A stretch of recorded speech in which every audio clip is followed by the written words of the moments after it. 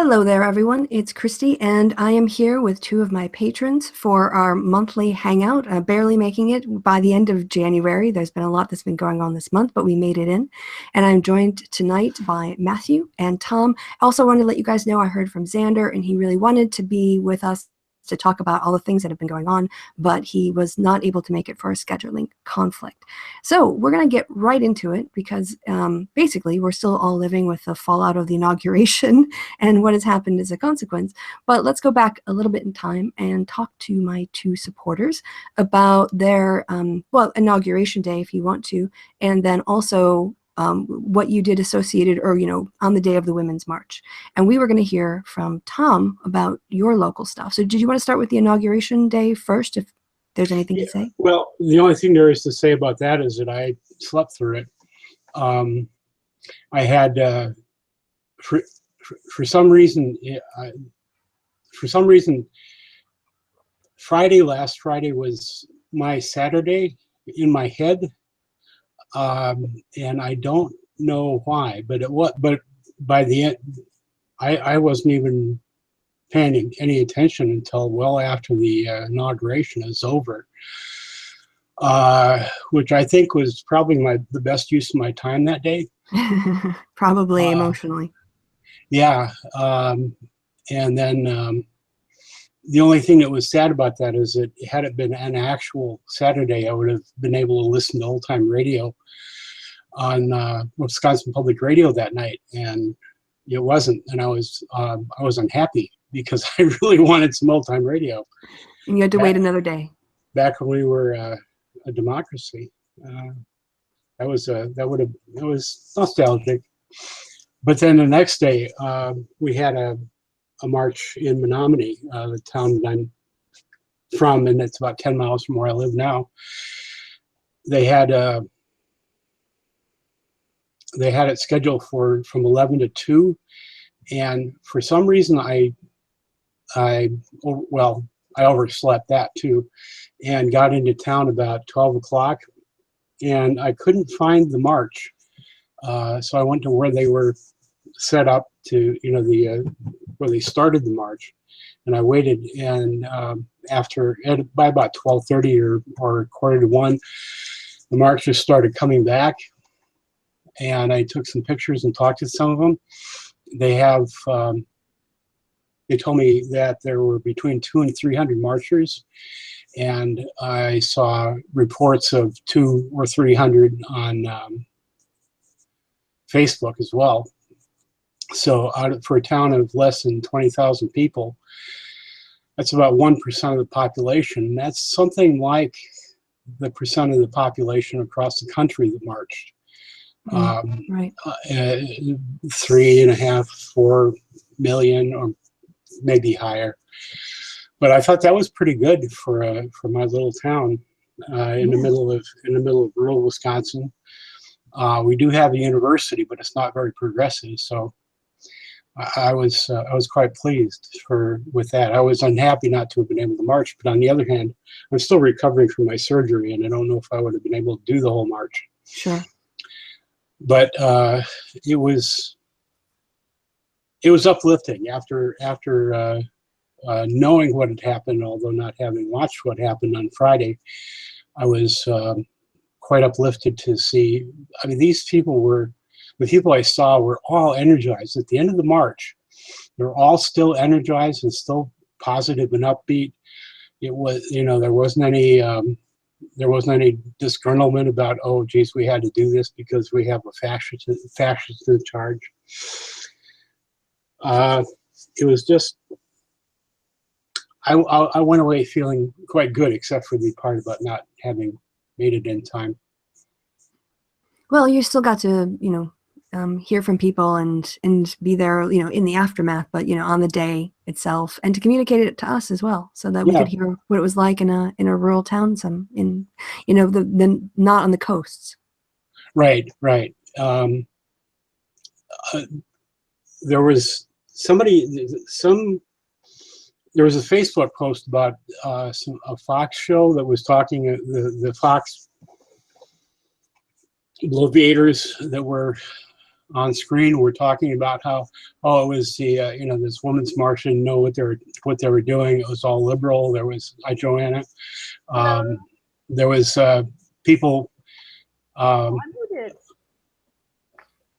You're not muted. Oh, I'm not? Okay, it looked like I was. No. No, it goes red when you are. Oh, okay. Okay. Yeah, and they were talking about how it was all on the coast, and the Facebook post, somebody posted under that to say, yeah, it's all these libtards that are just these coastal libtards that are insane, and they don't appreciate the greatness of Trump. And my comment was, I live in the middle of rural Wisconsin, and there are quite a few people here who took part in the march too. So it's not just the coast; it's everybody. It's everywhere. Did you see any of the coverage around the state where other places had marches and what their turnouts were like? I don't remember anything but Madison, and Madison obviously was huge. I don't remember the exact amount. I think they were talking something like 70 or 80,000 at least. They were saying that it sort of rivaled the Act 10. Act 10. Act 10 and the recall. All right. The initial phase of the recall, sort of, there was a lot of that going on sort of at the same time. Yeah, I mean, that got like 2 million people activated in Wisconsin politics. Even though the recall wasn't successful, it certainly got a lot of people engaged in the political process. So yeah. But I was just actually reading today that Wisconsin is, where you're going to go mention this, Wisconsin's one of the most gerrymandered states in the country. Yeah, what they just ordered to overturn it? I mean, to redo it? Yeah, by a judge said that basically he didn't dismiss it on the grounds of like trying to exclude any particular group. He just said this is so obviously partisan, it's undemocratic. Yeah, because it's really bad, and Minnesota is pretty bad too. If you take a look at our districts, the one that I'm in stretches from the border of Iowa all the way up to Canada. Yeah. Actually, I think the worst gerrymandered district is in a Democratic state, but doesn't make it any better. Oh, no, it's wrong no matter who does it. Right, and this is why we don't have moderate governments anymore, because everyone, we've got these extreme districts, and the areas where the Republicans can't make inroads, they just circle around the most extreme, Democrats, so that they get. I don't really think there's a lot of Democrats to the far left as much as there are Republicans to the far right, but the kinds of people that win in those districts are maybe not as, they don't have to deal with trying to get more centrist voters. So we're less competitive. So yeah, gerrymandering is a huge threat to democracy. But anyway, sorry, we were talking about people's experience on the day of the Women's March, and Tom told us about his experience in, where is it, Menominee or Menominee Falls? Oh, Tom. I'm just getting used to the unmute thing. All right. Menominee, right. Not Menominee Falls. We in the old days before zip code, we used to get a Menominee Falls mail, and we used to get mail that had to be, it was 3 or 4 days late because it was forwarded through Menominee Falls, so I'm very sensitive to that. No, fair enough. But I'm from the Fox Valley side of the state, so I'm like, Appleton down. I know those cities, but yeah, no, Menominee, IE, not EE. Okay, right. So, Matthew, actually, did you want to go next, and then we'll go to Joanna? Sure. I had nothing to do with Inauguration Day. That was a work day for me, and not that I would have participated, not that I would have made myself counted for anything dealing with Trump.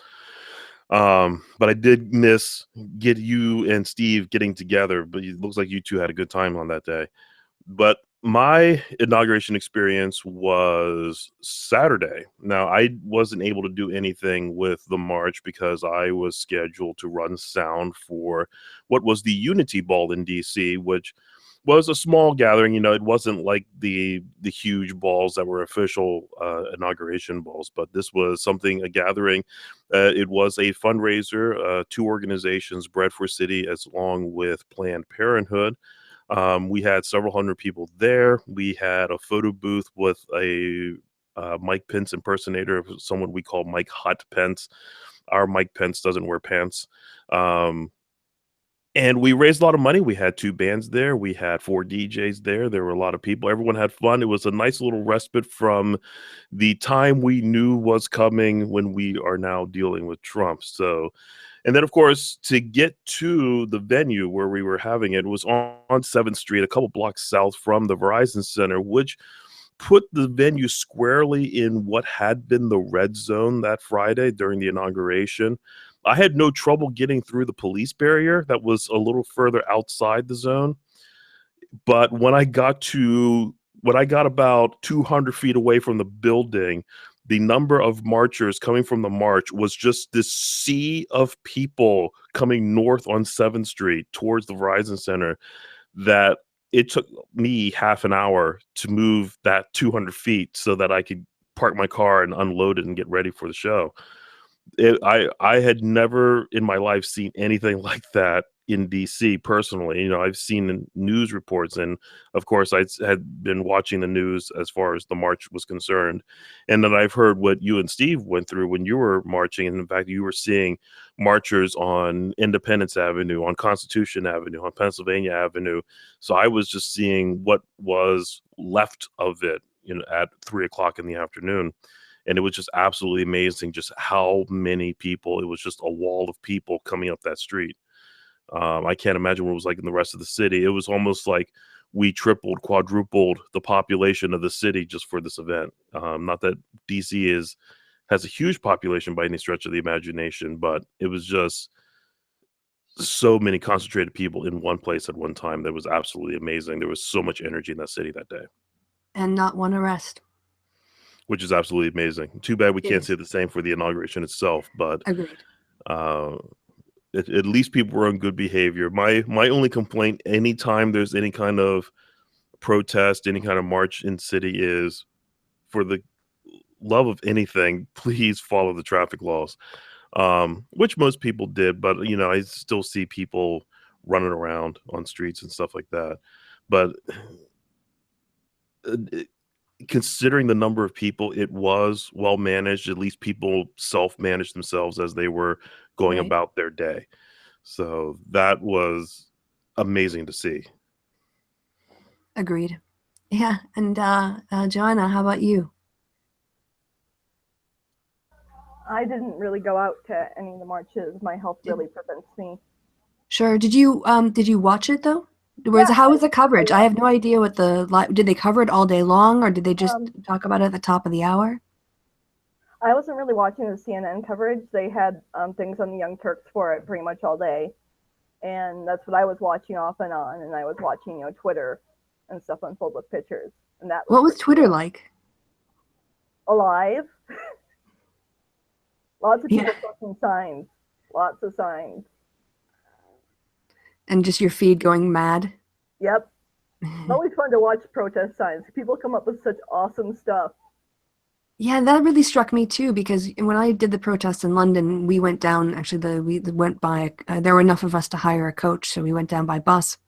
Hmm. When we got down there were just signs sort of waiting for us, like the socialists had made a bunch of signs for people to Yep. hold up about tuition or the NHS or whatever else. They were pretty mainstream, so people were willing to hold them, and then just said, like whatever socialist group, like on the small print. But what struck me was that everyone had a homemade sign. Everyone had their own message. And this is what sort of frustrates me about people who criticize the march for not being focused on particular issues. This was these were spontaneous expressions. So do you remember some of the signs that stick out in your mind? I really like the ones with the art. And Vivian, my daughter's right here now. She really wants to go protesting sometime. I showed her a lot of the signs too, didn't I? Cool. Did you like the ones with the art, or did you like the ones with the words, or? Yeah, you like the ones that had no Trump and stuff, didn't you? And she also liked the ones that had like pictures of the earth and stuff on it. Really Oh big yeah, environmentalists here. cool. So Yeah, and of course, what I didn't know going into it was the whole hat thing. yeah, So you that can was a really nice thing to see whenever you were traveling around the city. You see someone in that hat, and you're like, yeah. "Hey, you're a cool person." And I know that there was a march in Minneapolis, and I can pretty much guarantee that there were probably gatherings in at least St. Cloud and Rochester and Duluth, the bigger cities. I mean, And sounds like all of them were really positive, uplifting kind of things, not yeah, I haven't angry heard or. about any arrests or anything. I mean, And that well, too is phenomenal. I yeah, mean, my friend just and I might be joking about getting our stomping boots back on, but we mean more like going protesting than we do beating up people. We're a little bit too old for that. right, right. Yeah, get your marching boots on, get out there Yep. to march. Yeah, it's been for me those signs that some of them were captured by the photographer that I met that weekend when I was still in DC, and he showed me some of his photos. I was like, you have to give these to me. Give these to me because I need to make a video out of these. And I don't know if you guys have had a chance to see it, but he's Yeah, just got but I don't know if any one particular one stuck out so much. It's just like the volume of them. And I think there was one with John Lewis that said "Rise" on it. yeah, The Civil Rights Center. You know who I'm talking about? I yeah. think I got the name wrong. Congressman John Lewis. Yes, Yep, yep. fibro brain. I'm sorry. No, that's fine. You're cool. Everything's cool. I Yeah. know. So the march itself was, yeah, really phenomenal and very invigorating, in terms of my energy and my concentration and my dedication. Oh, somebody had a sign with the "This is fine" dog on it. That one stuck out to me too. This is fine, dog. Yeah, with the fire all around him, or he's just sitting there like, "This is fine." All right. I think I have not seen that meme. I'm not as hip and cool as you are. I'll have to find it and show it to you then, because it's like the cartoonist has even done like a follow-up to it where the dog gets like a fire hydrant and starts like trying to put everything out. It's like, why did I let it get this bad? What the heck? That's a good this metaphor. is not okay. That's a good metaphor for a week after, Yeah. Like how we're like waking up on like Monday morning and going, oh my gosh, has it only been one full week? Yeah. What's really, really terrifying is the Staff Insider account that's been posting. Is that the one who's like claims to be someone on the inside of the White House? Yeah. And is posting. Yeah. Some of that's terrifying. Yeah. Well, I guess since we're at the March day. No, we're fine. We're just like, I think everyone had a chance to talk. So unless anyone else has anything to say about the Women's March. Nope, that sounds like everybody. Moving on. Yeah, so I guess the next thing is, the series of executive orders that have just been flowing out of the White House, which appear to be more pieces of press or propaganda or pageantry than actual government policy that's been well thought out. Experts have been consulted and implemented and rolled out in a way that would be a seamless transition from one state to the next. So I was wondering if you guys want to maybe each pick out an executive order, if you could think of one. I'm a politics geek, so I really pay attention to this stuff. But if not, we can all just talk about them in general. And I think we'll just keep going around. So I'm going to come to Tom, if you have anything from the last week that you want to raise and talk about. It's almost impossible to pick. The most obvious one, of course, is the most recent, the Muslim ban business. And a judge apparently struck it down or put it on hold. And I'm looking at my tablet now, looking at the Facebook feed, and I see that Kellyanne, I don't want to say the next part of the name the way I would say it, Conway. Mm-hmm. I've heard it several different ways that make it more appropriate but less family friendly. Right. Kellyanne, in talking about the judge's order, mentioned that he was an Obama appointee, and that they were that was probably, you know, something they could just kind of ignore. And at the same time, there's that kind of insanity going on in the White House.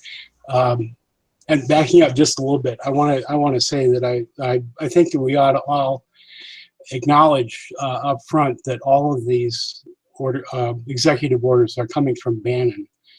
They found their useful idiot with a hand that can write a signature in Trump, and now the Republicans thought that the information that they would put in front of him would come from them, from the Tea Party Republican folks. It turns out that's not true. It's not coming from them. It's coming from Bannon, which is very scary. Which is terrifying, because he is on the one hand a Nazi, and on the other hand he's expressed great love for Lenin, the early Lenin, not John, but Vladimir,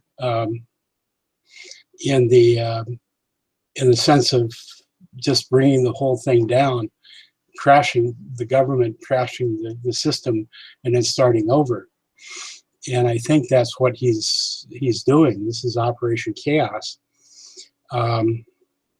But to move forward into what you asked me about, my executive order, the Muslim ban business. One thing that I think is heartening is that 9 or more major airports in the U.S. have had, or have maybe ongoing, I don't know, demonstrations against the ban. And there, I lost it now, but there was a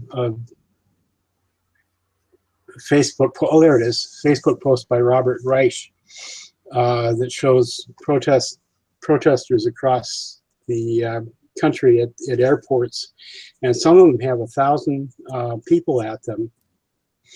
100 in Minneapolis, 100 in Houston, 800 in Dallas, 1,000 in Chicago, Seattle, San Francisco, and New York. So there are a lot of folks who are continuing the pressure against Trump. There's also a live feed I saw just before we went on air of a protest, I believe, against the Muslim ban at the across the street from the White House, with a lot of people. I don't know the crowd size there, but there were thousands anyway of people protesting the Muslim ban right by the White House. Of course, I'm not sure if Trump is there, because he's this is the weekend and he takes weekends off. Yeah, to watch himself on television and tweet about it. Currently watching a movie right now. Yeah, that would be reasonable. But anyway, that's my Yeah, to unpack that a little bit, I think that there's I'm hearing myself. Yeah, thanks, Joanna. There's two things that you brought up that are both deeply concerning. Let me take up the constitutional question first. Well, they're both constitutional questions, I think, but the one about the idea that the president would not comply with his co-equal branch, the Supreme, any court, that's not how we do things here. When something is found to be, to have a temporary halt on it, the president just does not have the authority to ignore the courts and to defy their orders. This is, it's going to be interesting to see how they handle this, because this won't be the first time this decision is going to be challenged if they're going to continue to press it. And as more and more courts line up against him, who is going to, mediate between these two branches? So that's a worst case scenario, like doomsday. And I hope we don't go there. I hope he backs down. That's a really concerning path to even start down, in my opinion. The other one is just the complete incompetence of this administration to think through its policies, its implications, to consult with experts, to prepare a plan of transition, to give people notice. Some people got on a plane perfectly capable of entering the United States, and the policy changed mid-flight. They landed and learned that they were going to be turned away. That is just incompetence on such a grand scale that it beggars belief. So, you know, on this issue of the Muslim ban, it's definitely the case that there are so many issues here we could easily get distracted. But you know, these to me are the two that really are the key points of this particular executive order. So, Joanna, did you want to go next, and then I'll come to Matthew? Wait, with me? Yeah. Do you want? Is it okay to go to you on this one next? Yeah, I just said that. Hey, Viv, go check your room quick. Yes, that's the "This Is Fine" dog, baby. Concern is attempting a measure almost impossible to enforce will deepen public anger. POTUS believes people will love it. New tweet from the rogue POTUS staff like 2 minutes ago. Oh, okay. I'm having. Is anyone else having a hard time hearing Joanna? Just so I'm going to turn your volume up a little bit because I didn't hear you that well. So could you repeat that? Okay. Concern is attempting a measure that is almost impossible to enforce will deepen public anger. POTUS believes people will love it. POTUS is an idiot. Yeah, that's from that rogue account that is on Twitter. Unholy Trinity is frustrated with POTUS idea to screen visitors for websites they frequent, noting malicious actors will just lie. Right. Doesn't seem to recognize there is no way for them to know, your website. So, any other thoughts on the ban? Yeah, the Muslim ban. Yeah, it's actually affected a lot of people in Minnesota. Al Franken, I believe Amy Klobuchar gave a speech about it earlier today. Okay. Where both of them were talking about how they want to fight the un-American measure. We have one of the largest Somali populations in the country. So we have, I'm not sure the exact number, but there are quite a few people in Minneapolis airport right now who are in limbo, and there's a protest going on there today. Fortunately, I don't think I'll be able to make it out there, or I probably would try to go. Sure. No, I mean, you do what you can when you can. That's the thing about volunteer activism. I have no rides, so I can at least, I pimped it on my Facebook, so like I know people in the cities who probably picked up and went. Right. And the thing about that is, when people talk about, the ban, they're thinking of, the way that it's been implemented, from my understanding, is that if you have dual citizenship, say you hold both Iranian and British citizenship, even though you're a British citizen, they'll deny you on the basis of your Iranian citizenship. Yep. There are also, I think, your work permit. I think if you have a green card, you have to be specially considered, but there's no process yet for actually who would do the special consideration and how they would process those. So that these people are also sort of stuck. And so it's not just people coming into the country, but you have to think of all the people who have abided by the rules, the illegal residents who've come over here from those countries. They've done everything right. And now if there's a family emergency, if they leave, they might leave behind their career or their extended, their children or whatever else, their rent, their apartment, everything else. And we're putting them in a terrible position with no forethought as to how it was going to, really affect people's lives. Yeah, I mean, go ahead. The ban, as far as I know, the judge only lifted it temporarily and was only for people that were stuck in limbo. So I guess the people that were actually in the airports are supposed to be getting out on a case-by-case basis because, the order was lifted in their case, just to let them get out of the airport. And that's as far as it was stopped. So it hasn't even fully been stopped. Right. I thought there was a second federal court that Really? When the judge asked the government, can you guarantee that these 200 people, if they were returned to their home countries, would not be harmed or something along those lines? And Trump's government didn't have an answer. She's like, well, the government doesn't seem to have thought about this question enough. And then so she stayed the return, I think, of like 200 people. So but I'm going from memory here. I don't have the article up in front of me, but my understanding were there were two decisions, the one you talked about, and then I think the one. Then I'm glad that there was another one, because the only one that I knew about was the one that just lifted it for the people stuck at the airport. I have the hiccups. Right. So, well, then maybe we'll move on to Matthew then. And your thoughts, having heard everything else too that's been said. There are so many things that Trump has done in such a short amount of time. Surprisingly, considering how competent we believed he was before the election day.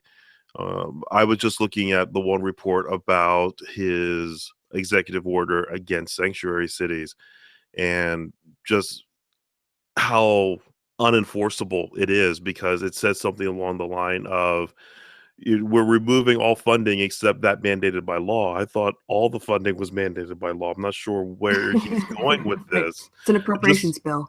Just like everything else, excuse me, there doesn't seem to be any thought behind the sentiment. He tries to go for something, shotguns it, takes out a lot of other things in the process, and a lot of this just doesn't seem to stack up as far as the legality of one layer of government talking to another layer of government. They're talking about how much money the Justice Department gives to various states and counties that would be involved in this executive order, and just really what effect does it have other than making those areas that are sanctuary cities, sanctuary counties, just more steadfast to that direction. What amazes me overall is just the amount of defiance there is to the new president. At all levels of government and all branches of government, there's just a significant amount of defiance to all of his orders at this point, with these rogue Twitter accounts and people trying to express information that he once silenced. At least it's somewhat heartening, but it's what is the goal here? Are we talking about the actual breakdown of our government because of this? Yeah, chaos. I think someone mentioned, I think it was Tom when he was talking about Bannon. And yeah, you just break it down and then declare it needs to be completely scrapped because you've just broken it. And yeah, but on that issue of the sanctuary cities, it's interesting a little bit that what Republicans pursued, well, may prevent Trump from doing this. If I'm remembering it correctly from a news show I saw, when the Obamacare was initially proposed and being finalized, one of the things it included was the requirement that states had to expand Medicaid or Medicare. I always get them mixed up. Anyway, the states then sued, saying that it was overreach. Basically, the federal government couldn't basically say, look, you're not going to get this money unless you do this thing that we want. And the Supreme Court ruled that's true. The federal government can't just sort of like use its funds to leverage the states into doing things like that. So even though that was what Republicans wanted done at the time, it might prevent Trump from ever actually doing what he's saying because of the constitutional precedents about the federal government basically, like trying to use its own funds to blackmail states into doing certain things. So it's not just like an incentive, like if you do X, you'll get more money. It's like, if you don't do this, if you don't do what I want, then you won't get the money. So yeah, I guess so we've done the Muslim ban, we've done the sanctuary cities. Joanna, was there any particular executive order that you had in mind when I asked the question? Not particularly, other than the Muslim ban. I'm also really concerned about, Steve Bannon's wonderful statement to the press that they should keep their mouths shut, though I really did like CNN's reaction to that. And Jake Tapper's little giggle and then no. Which is the right response, really. Yeah. But yeah, I saw that Trump just called the New York Times fake news. He's called CNN fake news. So, and Bannon, as you noted, I think is the person who referred to the press as the opposition party, which is ridiculous. You can think that there might be some liberal biases, but the idea that the media is the opposition party, that means that what you want to do is defeat the free press. That is not consistent with a democracy. not at all. And that's one of the pillars of democracy. So I hope the press is in an appropriate state of panic right now and is really willing to tell people what's actually going on because of it. I have to say, I saw the CNN online clips talking about the Muslim ban and how it's impacting people. One of the stories they told was of an Iraqi man who was a translator for the US government, and he and their daughter were already in the States, and she went to the airport on Saturday to join her husband and her child because she finally got to leave. And then they called her name up at the desk and said, sorry, you can't get on the plane. You're no longer allowed in the United States. And she didn't understand why. So I kind of forgot where I was going with this because I got so caught up in the story. So I was thinking, oh yeah, the press. Yes, CNN did this very compassionate piece on this woman and her plight, very humanizing. And I thought, to what extent is this, CNN sort of like, yeah, basically making sure that what we see is not just Donald Trump's side of things because he has the bully pulpit now, as it were, but actually the impact of his executive orders on real people's lives. And someone who, her husband had helped our troops when they were in Iraq. And I think that also was just terrible optics for the Trump administration, that one of the first two men detained was a translator. Yeah, one of the first two men detained was a translator, Iraqi translator, who had gotten a special permit to travel to be in the United States because of the aid he had lent our country. Yeah, and there's also the whole thing where he's been talking about taking Iraqi oil again. So he's actively bringing our troops overseas in danger, and that's enraged me as well. I mean, they're trying to help, with the Battle of Mosul that's been going on for months and months and months. They're in advisory passatories for the most part. And Trump has basically painted a big target on their back by saying, oh, maybe we're going to take that oil. Who's going to want to work with them? He's so irresponsible with his language and what he says. He just has no concept of the consequences of what he's saying will mean life or death for some people. And I guess on that topic, I'm just going to remind everybody, I know it's been a very long week, but at the start of the week, besides trying to stop federal agencies from promoting the Affordable Care Act, one of the other things that Trump did was to sign the global gag order that basically uses the U.S.'s aid funds that go to family health, sexual health, and family planning clinics, and orders people in other countries to not talk to women about where they can obtain a legal abortion or provide them any information on abortion. Or if abortion is not legal in their country, it actually stops them from testifying on the effects of illegal abortion on the health of that country's population. That's why it's the global gag order, because they're silencing aid workers and medical professionals and experts in other countries by blackmailing them with money that if they talk about abortion or give any information about it, or even spend non-US dollars on it, the US will not give them money. And what's been estimated is that over the 4 years of Donald Trump's administration, approximately 27,000 women in the developing world will die from illegal abortions or the after effects as a direct consequence of this policy. So that is one that I'm going to, if people bring up issues to me about why don't I talk more about helping women in the developing world and in the Muslim world, one of the things I often counter with is I don't have any political power or political influence over the governments of the Middle East. I don't even speak the same language. I'm a Western feminist, atheist. They're not going to listen to me. But I do have a way to pressure our president and to rescind the global gag order and save women's lives and save families, because this was a decision that was written out by guys and signed by a bunch of older, rich white guys standing around in a room who will never be impacted by this policy at all, condemning women around the world, potentially, or some of them, that 27,000 or so, to death.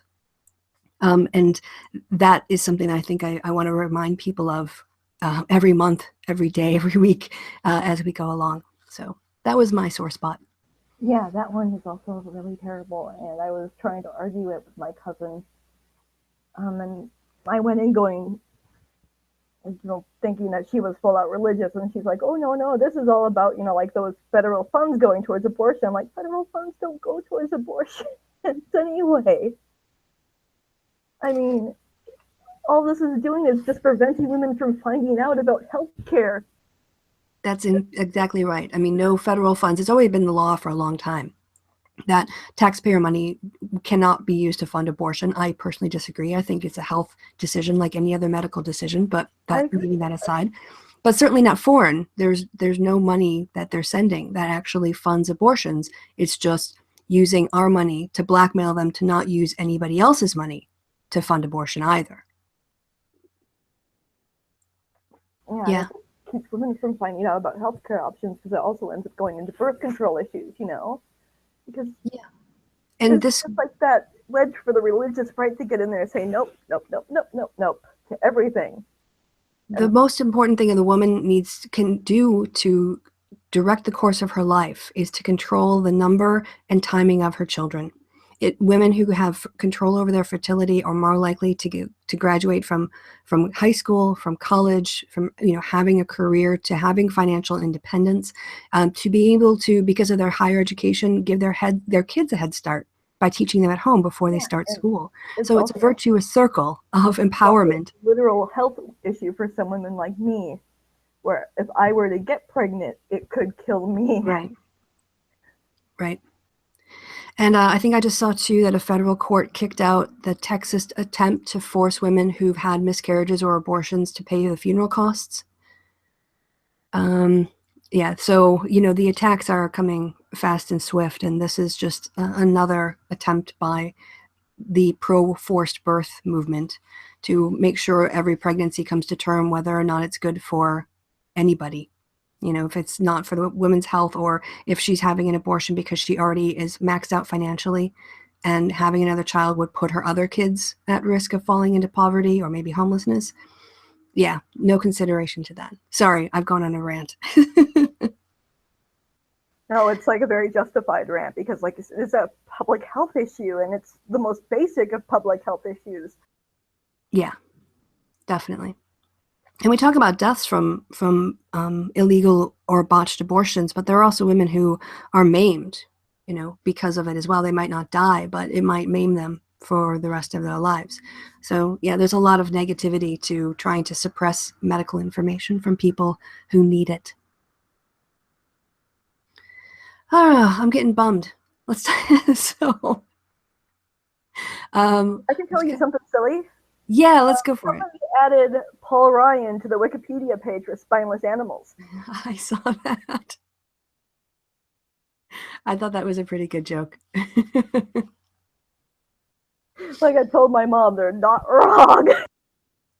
I think the other thing, okay, so we were depressed about the various executive orders, but on the positive side, I'm seeing so much activity on my Facebook account, and people sharing things around, and expressing opinions about reacting to things, and I don't know if you guys also have seen that kind of activity too, from people that maybe aren't always as political. Yeah, one of my best friends is finally, like I said, put on her figurative stomping boots again, where she's been quiet for stuff like this for a long time, and it's kind of popped up again. That's good. Hey, Matthew, yeah, what were you going to say? I think the problem for me is my Facebook page seems to be 50-50 when it comes to anti-Trump, pro-Trump. So there's a lot of weeds for me to wade through before I see the good stuff.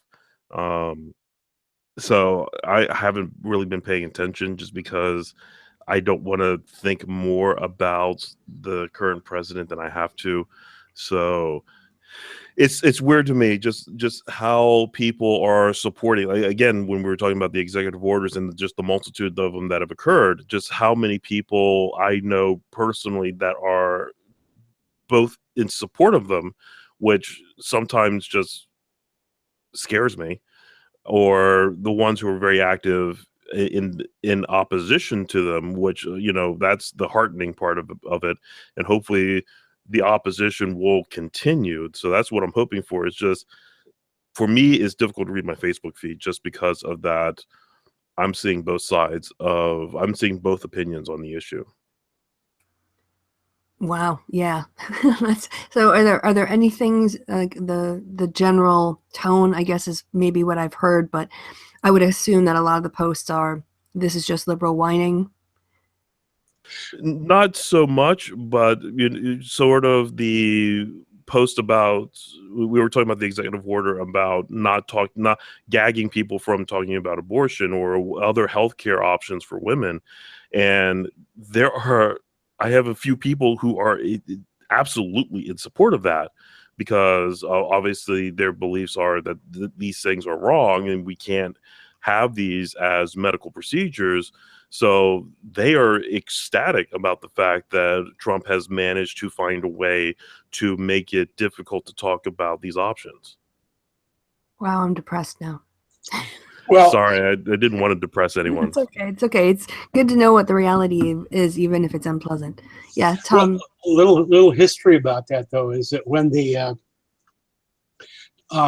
when Roe v. Wade, around the time that Roe v. Wade was going to be decided, it was before that time, and the country was talking about abortion.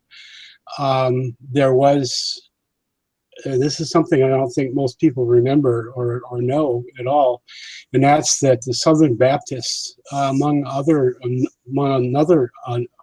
number of other religious groups, were for legal abortion, and they were for it on the basis of that abortion was going to happen whether it was legal or not, and it was in compassion for the health of the women that would otherwise be having unsafe abortions, self-abortion or back alley, or going to some other country that might not have the same quality of health care that we do. They were in favor of legal abortion, limiting it, limited legal abortion, but still, that's something that if I'm remembering that correctly, and I've seen that several places, it is heartening that if we have to go through it again, there may be support from some religious folks that we might not have understood. Now, of course, religion has shifted way to the right, so I don't know if that's going to be the same again. But there are a lot of religious folks that would support return to legal abortion if Roe v. Wade is overturned or gutted somehow. Yeah, I think with, the advancements of science in terms of, like IVF, if there are people who want to stop women from having IUDs, who want to stop women from using the pill, who want to stop IVF on the premise that life begins at conception. And so anything that interferes with that, or even IVF, if you're destroying the embryos, you shouldn't do that. So, even though religion has moved to the right, I think, science has also progressed. I mean, maybe not. There was a poll I wanted to say that came out recently. I wanted to start my answer with. I think it was from Pew, and it shows that the majority of Americans still support access to legal abortion. And that, to me, just shows that, the Republicans are so extreme and so out of touch that they're trying, they've done these TARP bills where they basically try to regulate abortion clinics. The party against regulation tries to regulate abortion clinics out of existence. And the impact of that, they're so aggressive that, excuse me, people are, if it feels like, as you were saying, you're going backwards to where women are, getting medication online, maybe, or going to Mexico, or getting drugs in from Mexico in order to get the health services that they're going to get. So, hopefully we will never go back, and Roe v. Wade won't be pushed back, because I think that constitutional right of privacy is too much of a precedent now in too many other cases to undo.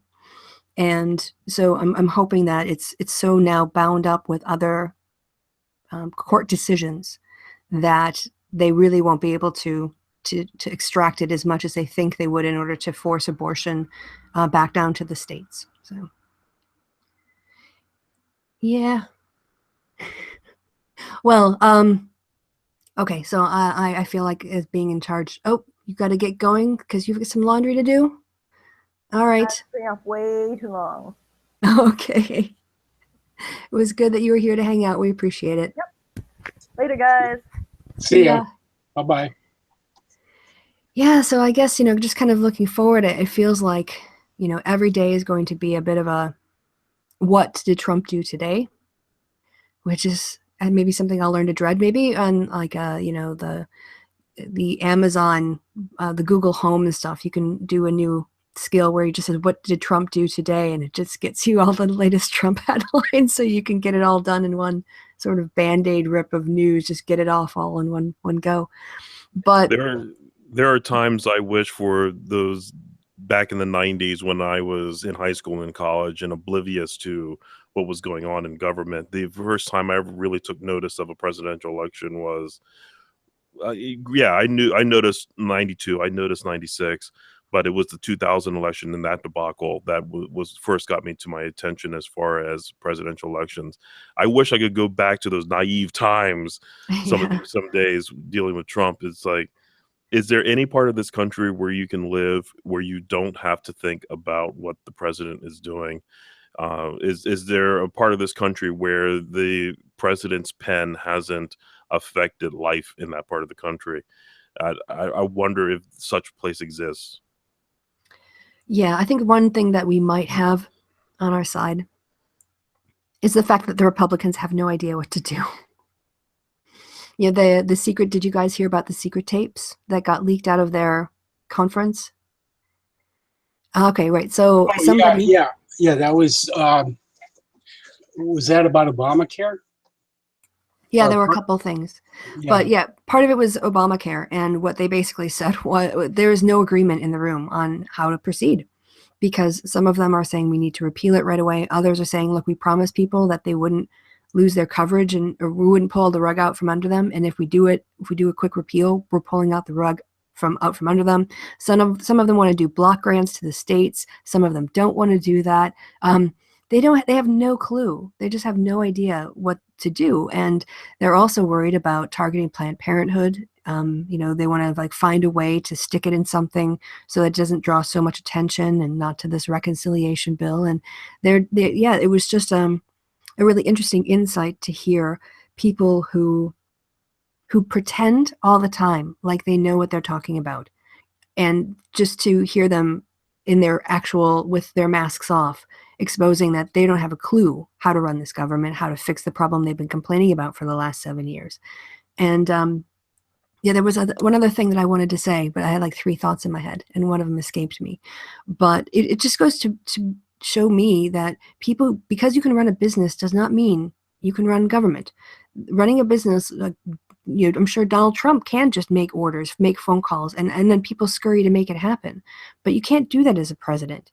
You have to be able to talk to people and negotiate and administer. He's not the decider. He's the executive. He enacts things. He has to make sure they're managed properly.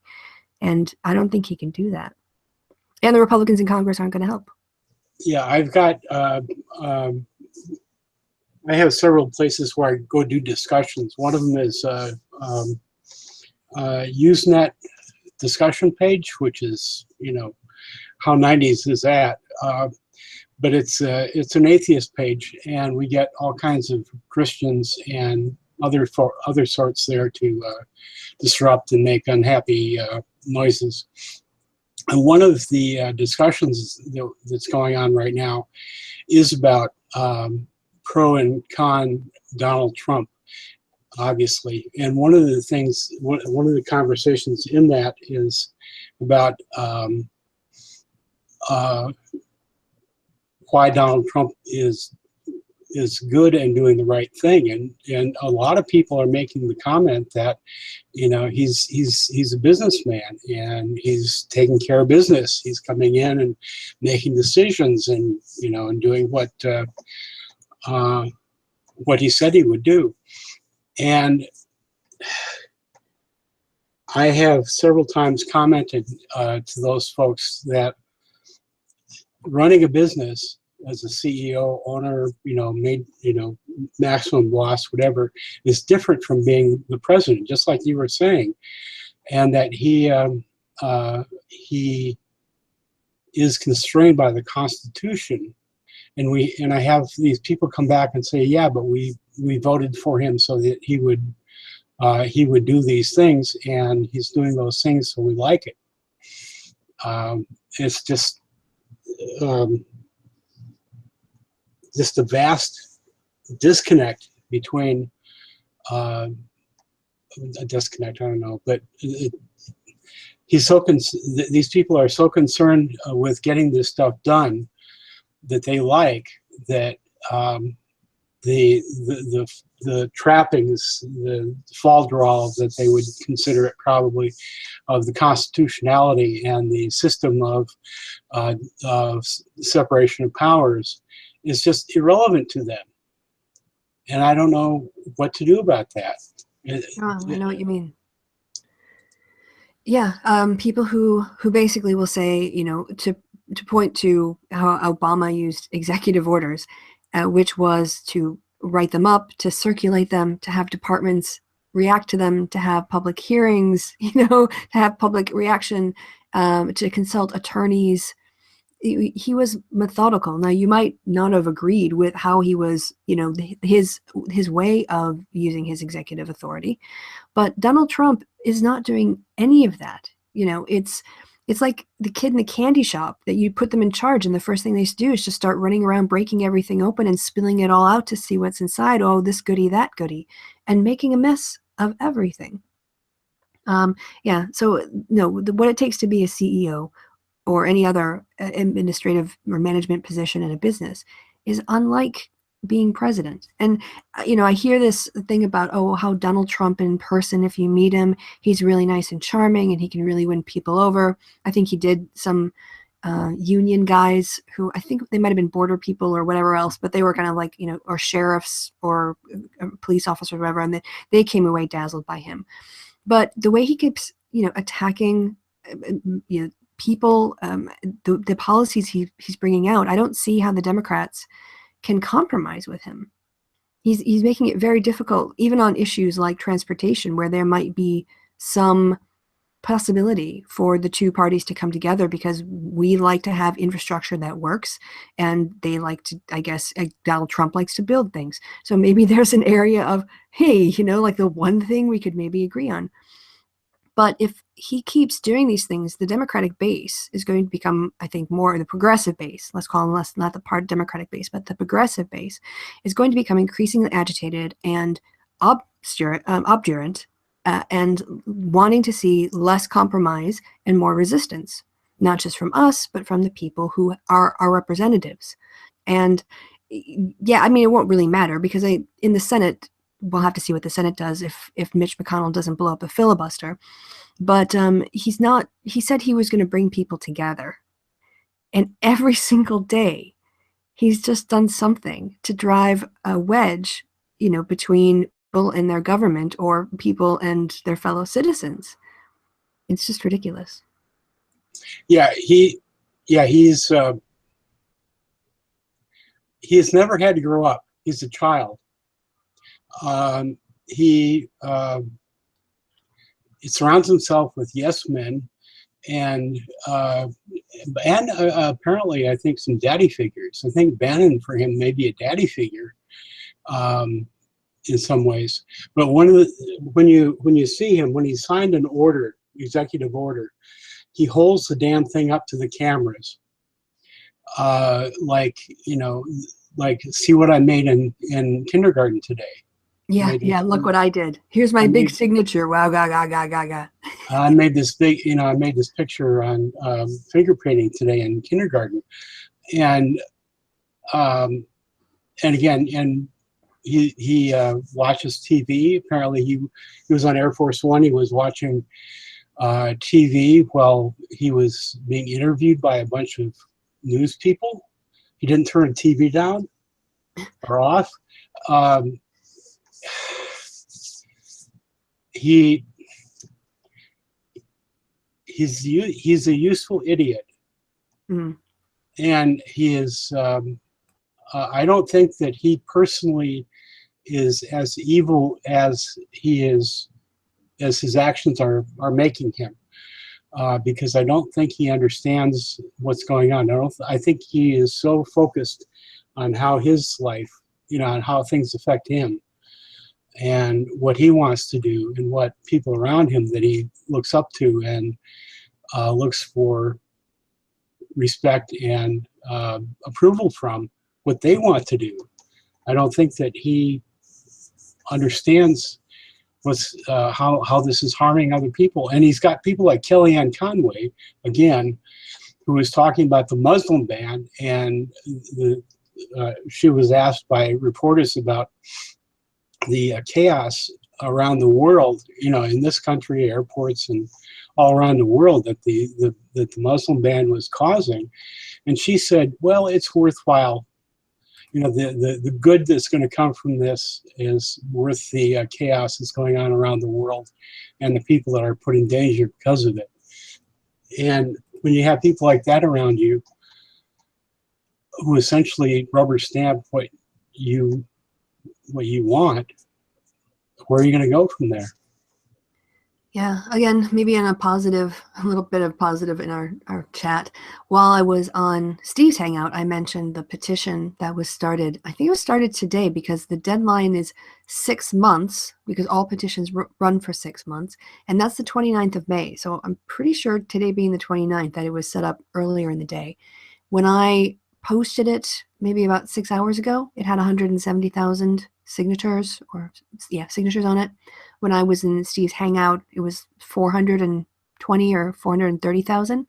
And I've just checked it again, and it's over 500,000 signatures now. It's 564,000 plus and rising. It's going to go to 565 here. So, there are people reacting to this and getting engaged. What petition is that? Yep. So somebody petitioned the British government. Actually, it's the UK government. It's on their UK government and Parliament petitions page. It reads, petition prevent Donald Trump from making a state visit to the United Kingdom. Donald Trump should be allowed to enter the UK in his capacity as head of the US government, but he should not be invited to make an official state visit because it would cause embarrassment to Her Majesty the Queen. More details. Donald Trump's well-documented misogyny and vulgarity disqualifies him from being received by Her Majesty the Queen or Prince of Wales. Therefore, during the term of his presidency, Donald Trump should not be invited to the United Kingdom for an official state visit. So, I got 500,000 signatures in a day. Yeah, I saw that, and I was right about to sign it when I noticed that it was for UK citizens. Yeah. And I'm not. So. Or a resident. Yeah. I could go over there. You could go on holiday, sign the petition while you're staying at the whatever lodge, like the Days Inn. I don't have Days Inn there. What do they call them? I can't remember.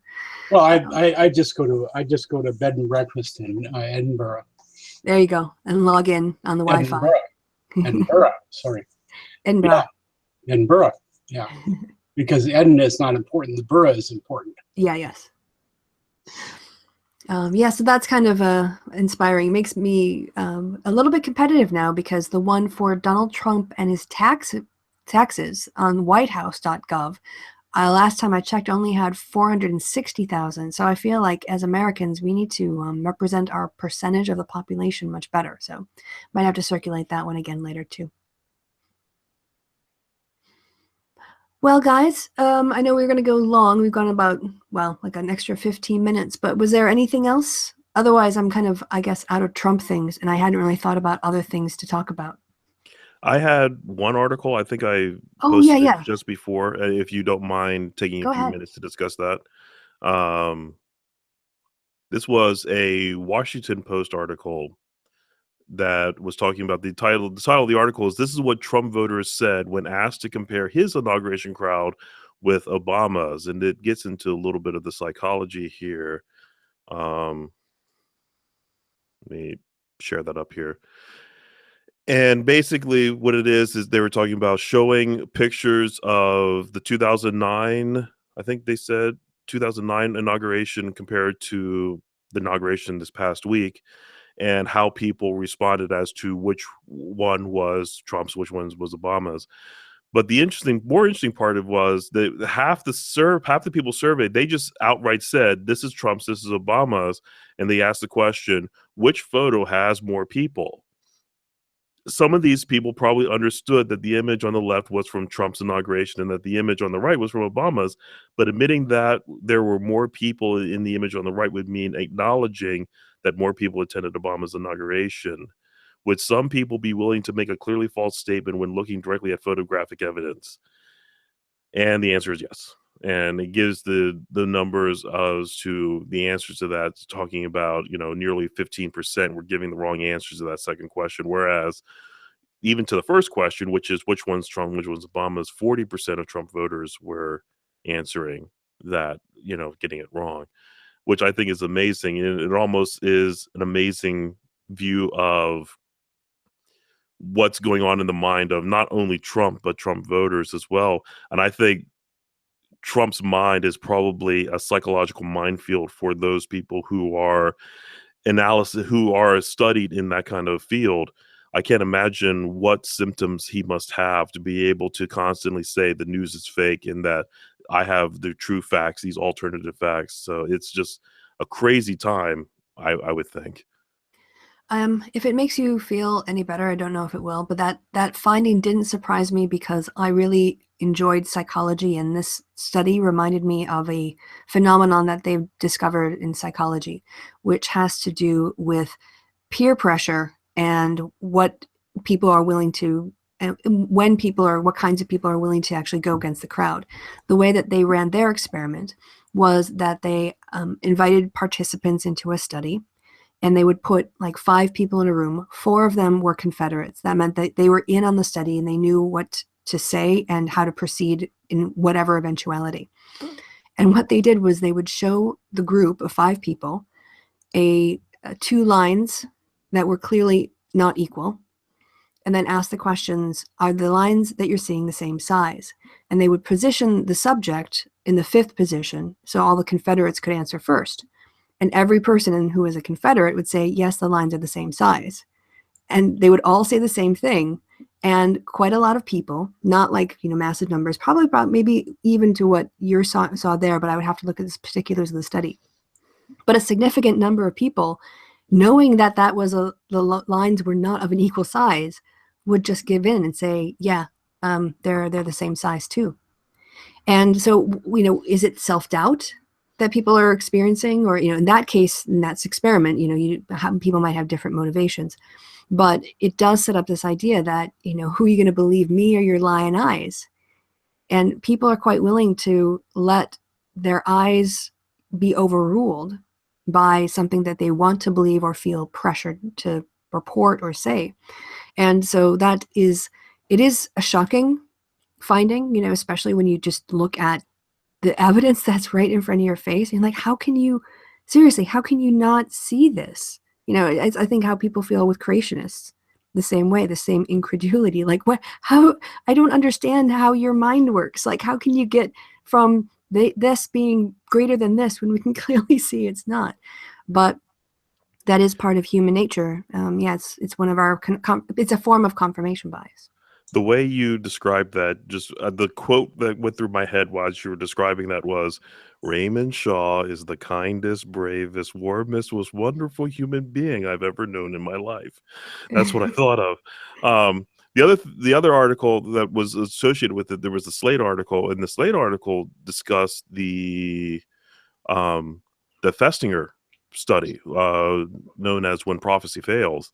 And that I've read the book on that, and it was a fascinating read, especially for someone who looks into the way cults manage to sustain themselves despite not having any foundation in evidence, and how people will go through these situations and say disconfirmation is confirmation. So we've known for decades that this is possible. It's just scary to see it actually happening. And I think too, because we have maybe grown up in a nation that talks a lot about American exceptionalism. And I don't know about you guys, but I grew up with, you know, like Schoolhouse Rock and being proud of freedom of the press and proud of freedom of speech, and the idea that America was a place that you could come to and you had opportunities, and that, yeah, we had things that held you back. Definitely there are barriers, but some people do make it, and it's getting better. You know, we're better than we were in the civil rights era when we had segregation. We were better than we were in the Reconstruction era. We're better than we were in the slavery area, right? So small progress.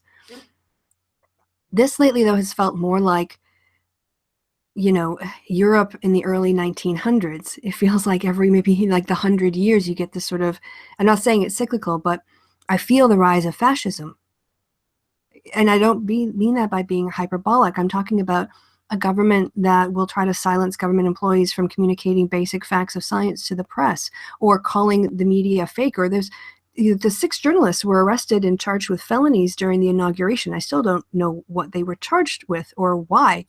There's a lot of scary things that I remember reading about, you know, in the lead up to dictatorships. And when I see the way that he's throwing government into chaos, and his own party won't stand up to him to protect the institutions that they swore on their oaths to defend, it makes me really worried. Yeah, I think on my Facebook feed anyway, and I don't know how typical I am, but I see an awful lot of flat statements, just accepting the fact that we are sliding into, if we haven't already gotten there, into fascism.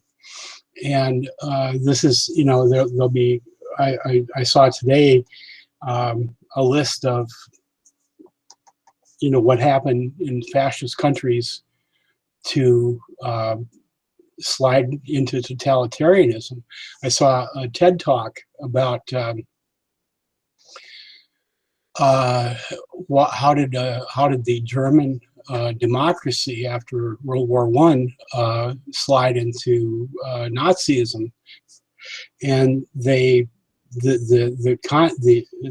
not a contrast. It's a direct comparison, and I think that's getting more and more obvious. You get the Richard Spencer business, even aside from the quite satisfying punches to his head, which I have mixed feelings about. I think lots of us have mixed feelings about that. It's Yeah, like hitting's wrong, but I'm not hitting hitting is Nazi. wrong. That's it. Like that's as far as hitting is wrong. I'll go there. That's. I will go just the next bit, which is hitting Nazis is problematic. Right. I don't want to go all the way either way, but Yeah. But the thing about it is that had one of the things that was in that TED talk about the rise of Nazism was Hitler was quoted as saying, "What could have stopped our movement in the beginning would have been had we been smashed physically, had we been put down violently in the very beginning."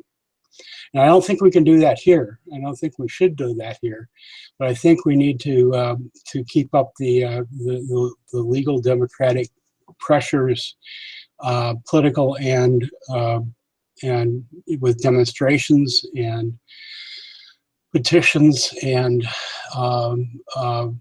grassroots level work and building coalitions, and do all that stuff that we need to do what we can to smash this in its cradle.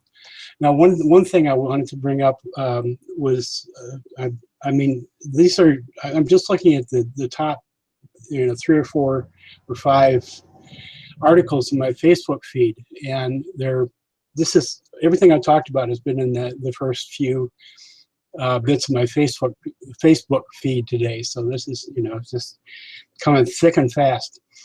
One of the things that was there was talking about yesterday. Trump called 5 different leaders around the world, Merkel and Putin and several, 3 others, and they showed a picture in the Oval Office when she called Merkel. The only person that was in the room was General Flynn. When he called Putin, there was Flynn and Priebus and Ryan and Pence and one other person from the Republican leadership, and the mole, the White House. I like that. I'm going to use it. The White House leaker is suggesting that the reason that there were all those people in the room with the call to Putin was that they want to have some kind of sense that Trump is not being blackmailed by Putin. And they came away from that thinking, not being comforted that he wasn't. They're thinking that he might actually be being blackmailed or pressured in some way by Putin with things that the Russians know that that Trump does not want other people to know about, which gives me a little bit, just a sliver of hope that the Republicans may actually have a sense that they could go down with him if there is treason going on. Yeah, I mean, there has to be, these investigations, and I don't trust the Republicans. Who's heard of Benghazi since the election? Who's heard of private email servers since the election? These guys don't engage in government oversight. They engage in political witch hunts. And this whole thing, if it's run by Republicans, we've seen the way that they overrun the Democrats, ISA, and Cummings got into a lot of debates about what information should come out during the various, political witch hunts carried out against Clinton in order to, basically have taxpayer-funded opposition research conducted for you. So Republicans are really good at wasting taxpayer money on political witch hunts and unnecessary lawsuits because they write laws that are unconstitutional and then use taxpayer money to defend them in the courts. Anyway, I'm on a rant. What were we saying again? Your last point, Tom?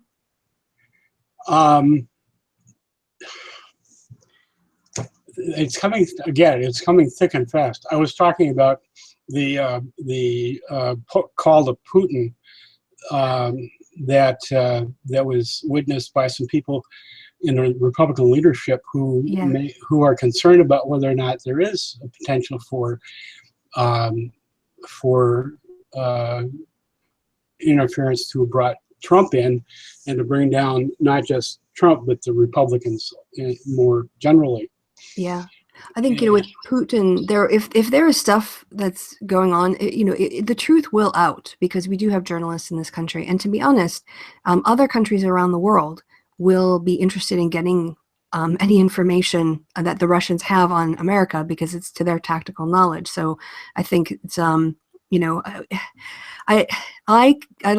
I prefer to focus on the things that I can see, and what I can see is a direct link between Putin and hacking the DNC and the RNC, sitting on that little gold mine, then doctoring information, handing it over to Julian Assange, who then puts it out through WikiLeaks. And after Donald Trump is elected, Assange, first says that if Chelsea Manning was pardoned, he would travel to Sweden or whatever because he was worried about U.S. extradition.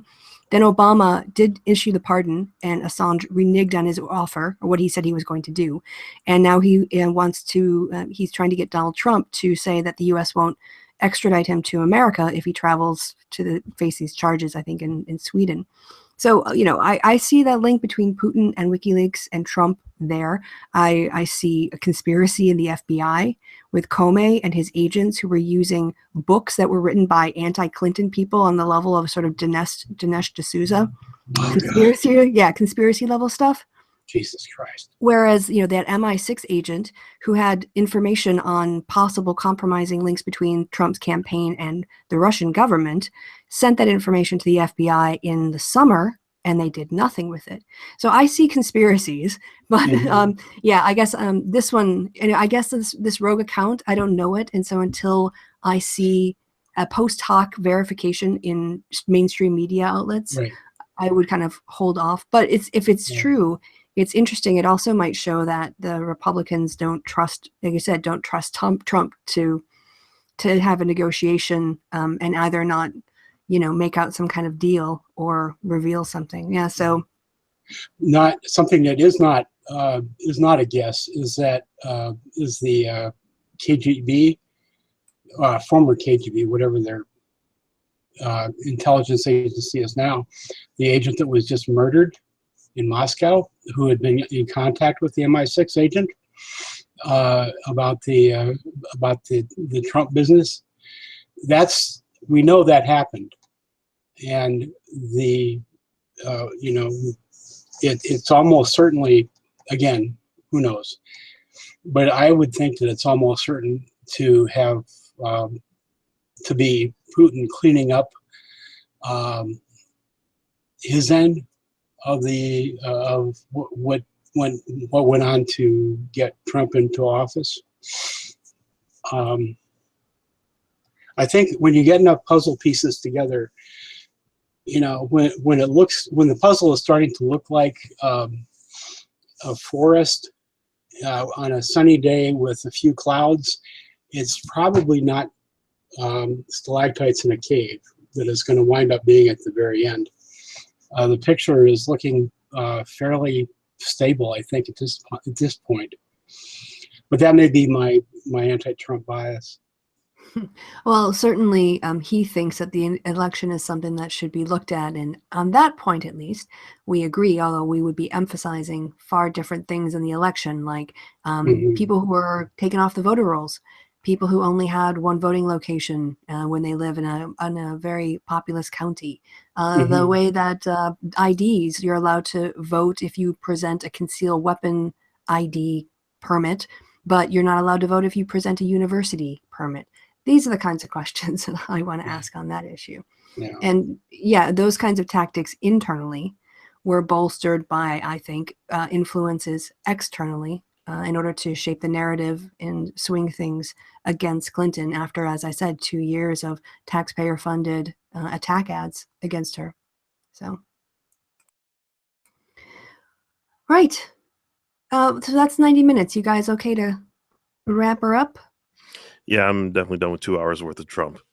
Oh, yeah, you had Steve's before this. Yeah, I was hoping Steve's wouldn't be so focused, but well, it was. So I don't. Hopefully we can get to a point where this is not the conversation every single day. But I'm not holding out much hope, and these next few weeks are just going to be a scary roller coaster with everything that's going on, especially just with the flat out refusal to accept what we have as tested evidence. One of the things that kind of scares me is Trump going to now start bashing Neil deGrasse Tyson for his accurately, scientifically evidenced views on the universe? Yeah, I think there is that, as you say, this bubble, this alternative facts bubble that people live in. Like if you watched Fox News the day of the Women's March, you would have no idea it was going on because they didn't cover it at all. And yeah, this sort of unwillingness to just admit the reality you see in front of your face. I mean, who cares if he had fewer people? He won the freaking election, guys. Stop being so whiny. The only reason that, people care about this is because Trump cares about it. So these are the kinds of things that, he chooses to make a stand on. How many people attended his crowds? It's so bound up with his ego. And yet there's a kind of level of that kind of dedication, the diehards, the people who are willing to follow what he says and defend whatever he does. And yeah, that's it's not something I'm used to seeing. Maybe if I had lived through the 1950s and the Red Scare, where you had really rigid, ideas about what reality was supposed to be and who was supposed to think what and what communists were, whatever. But not in my going on 45 years do I remember someone just lying, just lying, and not. And it's like the world, the sky doesn't fall, and it's a little bit shocking to me. Like, but he's just lied. Am I going crazy? Am I the only one who can see it? And it feels like you're there too, Matthew and Tom. Yeah, the problem with all this is that it's easy to get sort of taken up with the Trump drama because he is a master show person. He knows how to craft things in such a way that you talk about him and the obvious stuff, you know, his small hands, his smallness in many ways. And yet what's going on underneath is more important. And that's the Bannon business. That's where Bannon scares me, because Bannon, I think, is laser focused on getting everything he possibly can done in his what I'm going to say is nefarious and probably fascist agenda as quickly as possible, so that people have a year and a half at least to get used to it, to have that business be the new status quo, have the Ministry of Propaganda under Conway and Spicer, or whoever replaces Spicer because of his bad suits,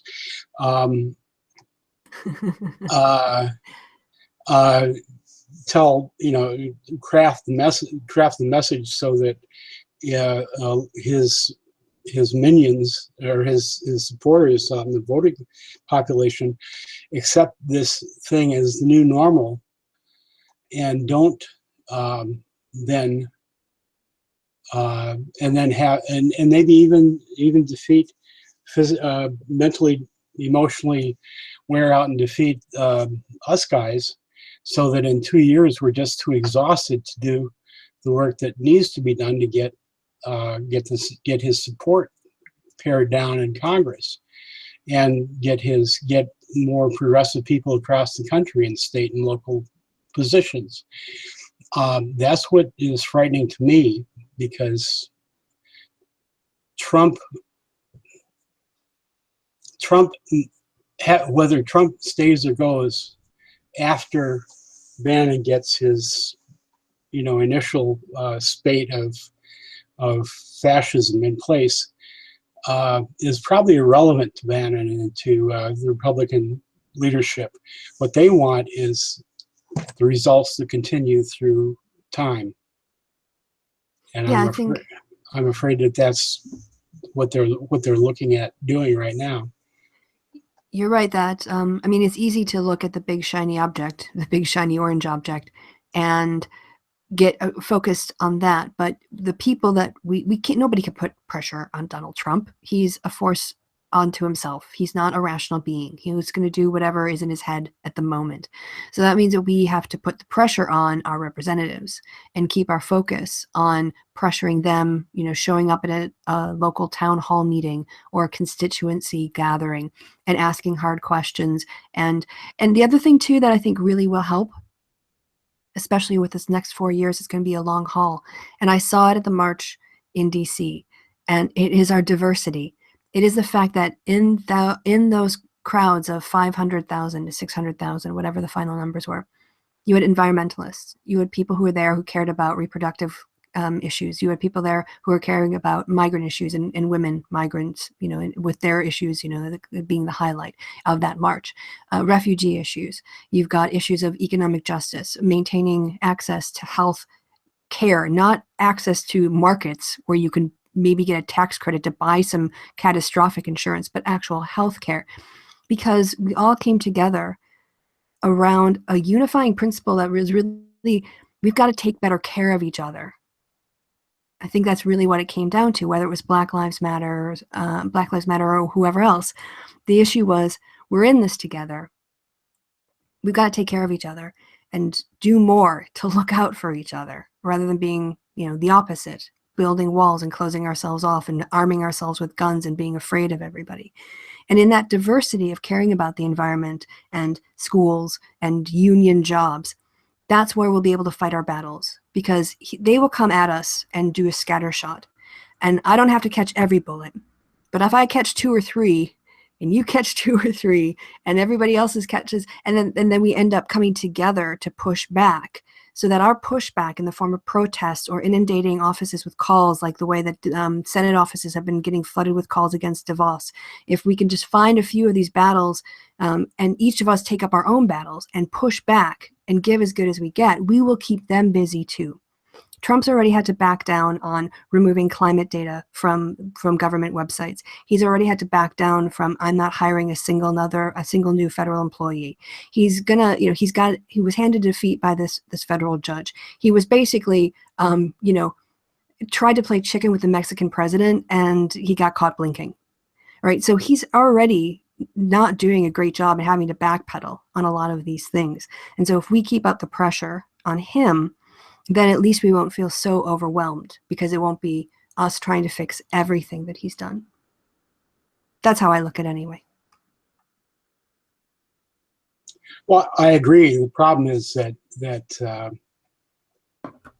what used to dribble out of, say, W or Nixon's office, things like that, things that would come piecemeal, are coming just like a fire hose now. And if you're like me and you read your Facebook feed, I'm just going down and clicking frowny face for each story, or a sad face. And it's you're right. We're going to need to focus on things that each individual person is going to have a limited number of things that they want to focus on, but the news is coming at us all at once, and it's hard to. I find it hard to focus on, to put my blinders on and just focus on what's ahead of me. And I think Trump and Bannon are counting on that to wear us all out. I have to fight. I have to figure out how to deal with that in my own life. Yeah, I think that's it. If it's, signing a petition here, or sharing information there, or going to a town meeting, writing a letter, calling up the offices, or visiting the offices of your local senator, or going down to the state capitol, whatever it is, to get in touch with them, to let them know that your name and that you're going to be contacting them in the next 4 years, and you're going to have a lot to say, so they should get used to hearing from you, or however you want to do it. The fact that you're doing something is the most important thing, because if we just sit back and get angry, then that doesn't change anything. It's, the courage of the ACLU attorneys to go and defend people who had legal permission to enter our country until the president just changed his mind. It's the people who are, doing the rogue accounts and putting out information undermining their attempts to limit what their agencies can say on the issues of climate change. So yeah, whatever little bit of activism you can do, more is always better, but there is always more to be done. So at some point you got to go, no, this is all I can do. So that don't feel like you have to do everything. That's the other thing, is don't burn out, because 4 years is a long time. So you have to pace yourself. And that's the other thing too about this. I know it's like standing behind a manure spreader right now. President Trump is the manure spreader and the American people are the field. And he's just spraying us down with stuff. But I think we need to up our game and just sort of start to expect, what is it? What are, like you're saying, what are the themes? What's Bannon trying to do with this? Trying to see the larger picture, trying to connect things up. Because I think it's going to be sink or swim for the next 4 years. And on that happy note, you guys, these are going to be strange times. That's all I can say. Yeah. Okay, screw it. On the upside, my son just got his very first brand new car. His very first car, actually, that he bought. He got a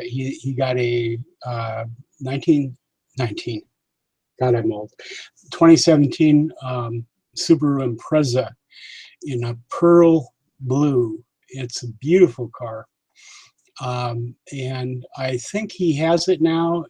He ordered it almost 2 weeks ago, and he's showed pictures of it in the showroom. So I think he's got it now.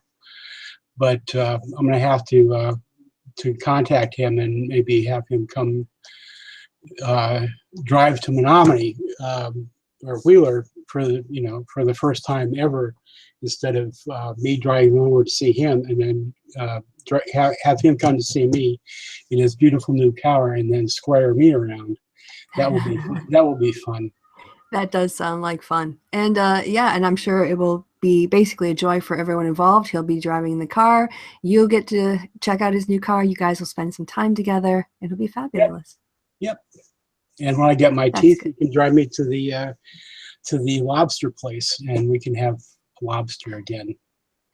Yeah, because that was your last meal before your surgery, right? Yeah. And I had I got my impressions, my first set of impressions for my teeth this week. So, and then in the middle of February, I'm going to get second impressions, and then they're going to make it's a whole process. Instead of just taking the impressions and giving you the teeth, they go through a whole process of 2 or 3 impressions, 2 or 3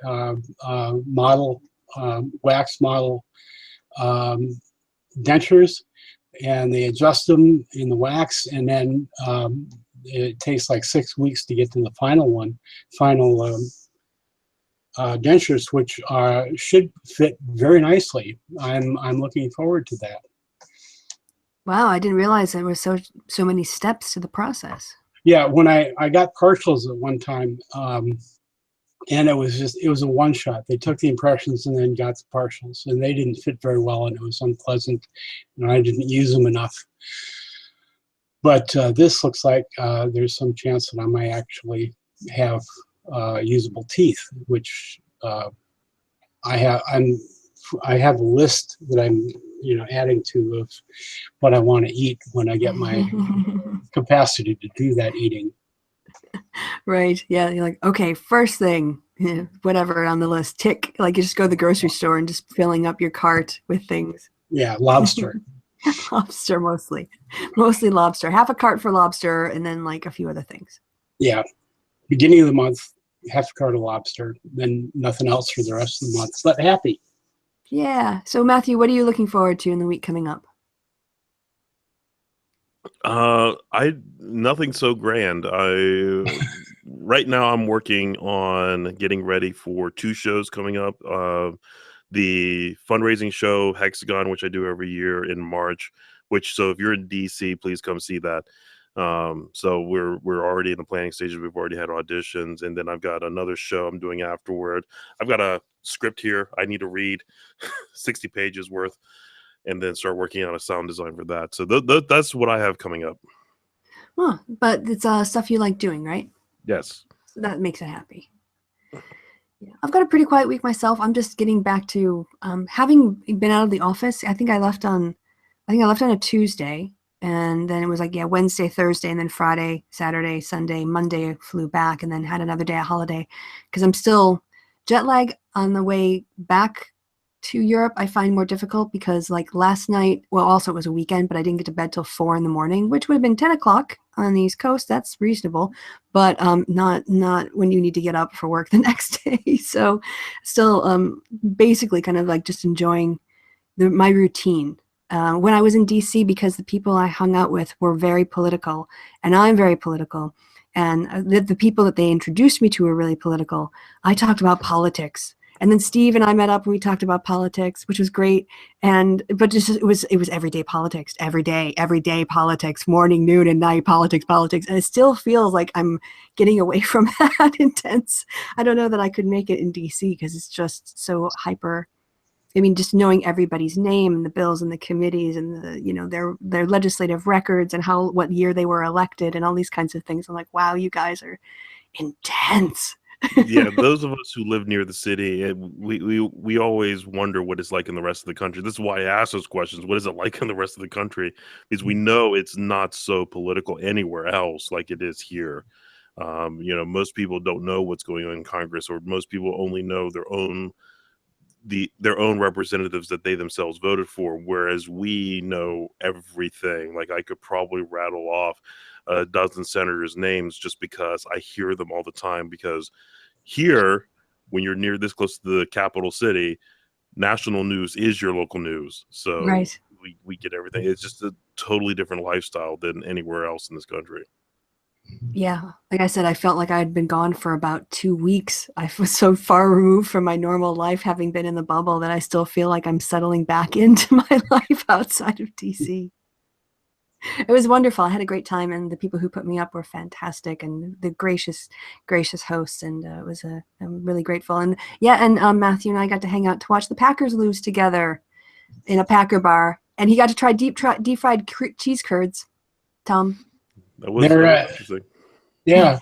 So a high point and a low point all at the same time. Unless, of course, you're a Washington football team fan, or a Steelers fan, or some other loser team fan. On the other hand, on the upside, Kristi, and I suppose to a lesser extent Matthew, you have wonderful chocolate and pastries to look forward to. Not 7-Eleven donuts. So I think there are some upsides about being back in Germany and being close to a major metropolitan center. That's true. Yeah, there's the benefits of rural life and urban life and European life and American life. Yeah, and you have insurance that's probably going to last for a while. Yeah, my health insurance. Yeah. Yeah, that's part of my permanent position. Like, yeah, I think I looked at it once just to see how much. I think it was like $280 or something a month that I pay toward my health insurance. Marks or dollars? Euros. Euros. Okay. Euros are a little bit stronger than the dollar. That's right. I keep forgetting that there's this whole new currency business going on. Yeah, yeah, just since the 90s, it's okay. It's no longer new, but yeah. The only time I've been in a EU country was Scotland, and they use pounds. So yeah, I just assume. But before that, I was in Germany and Austria. So marks and shillings would be what I'd be familiar with, but they don't use those anymore. Yeah, it's kind of, my friends sometimes who are about my age, and they'll tell stories about things that happened to them in earlier life, and they will do a conversion. They'll go, oh, with so many Deutsche marks, so that would be this many euros. Like, I don't know what year they're pegging that to, if that was like the last exchange rate or something in the 1970s or whatever. Mm-hmm. But yeah, it's still like, if you talk to people about the past, obviously they'll talk about things in terms of their cost in marks, not euros at that point. Yeah, I think probably the biggest problem would have been to be in Britain when they went to the decimal currency. I think that was probably, I think that would have been the most interesting changeover. I learned something on a television show. I'm pretty sure it was a British television show, but it was about one of the kings of England. I want to say it was Henry VII. But don't quote me on that. Check your history books. He put his image on a gold coin and put it into circulation, and it was called a sovereign because it had the sovereign on it. And I had one of those moments where like a light bulb goes off. Like, here's the word sovereign, where they talk about in like Dickens novels and things about coins. And then the sovereign was the name of a king. I'd always known that, but I never kind of put those two things together. And I was like, oh wow, that's okay. That's why that makes sense. He called it a sovereign because it had the sovereign on it. It was minted by the sovereign. Okay, that's a sovereign. Yeah. Anyway, sorry, we got off on a weird tangents. But I think I'm going to wrap it up now. So I will give both of my patrons an opportunity to say goodbye to the audience. Matthew first, say goodbye. Goodbye, everyone. Tom, say goodbye.